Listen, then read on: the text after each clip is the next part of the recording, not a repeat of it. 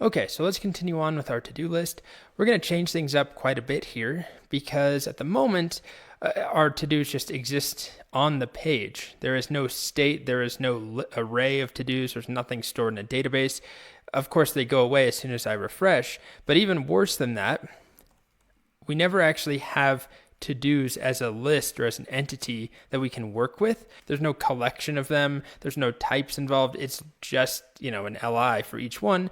And that's all that our app knows about it. But maybe I want to be able to save all of my to-dos to local storage.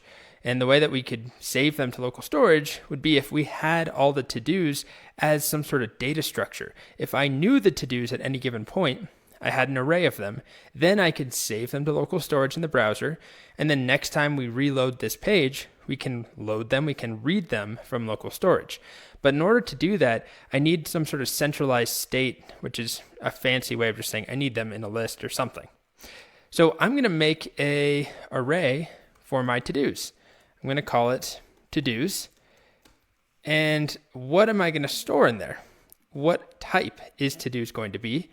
Well, I think each to-do is basically going to be an object that has some text, right? Like walk the dog. But I also want each one to have a completed or status or something, and that will be a Boolean. Is it completed or not? So why not create a type alias or an interface? I'll just do an interface for those to-dos. I'll do something like interface to-do has a to-do text, which is string, and completed, which is a Boolean. All right. And then I'm going to say this to-dos list, this array of to-dos, will be an array of type to-do. So an object with text and completed. And again, I'm doing this so that I can easily save to local storage. Technically, I could say this could be any if I wanted to, but that defeats the whole purpose. I want to create this to-do interface that I can reuse. All right, so the next thing to do is to actually add our to-dos in to this to-dos array every time we make a new one. And then the next step, I think, is just to make a new to-do object first. So as soon as you submit that form, I'm going to make my new to-do of type to-do, which will be an object. And for text, what will be the to-do text? It will be input.value. And then for completed, they'll all start as false. So this is my new to-do object, and then I can append that to my to-dos list, of course.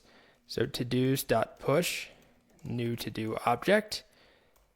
And then this is the part where I'm actually creating the new element on the page. I'm actually showing it on the page, because everything else, right, this is just in memory creating a little data structure that we then push into our array, but that has no impact on what we actually see here. So I think I would move this maybe into a separate function. I'd have a function called create to do element or something like that, or even just create to do is probably best. And it's going to accept a to do parameter of type to do. And then we'll just pass this through. So I'm going to call create to do and pass through the new to do object that's right here. And then I'll move most of this logic down. So the actual creation of the to do, we don't need to then look at the input to get input.value.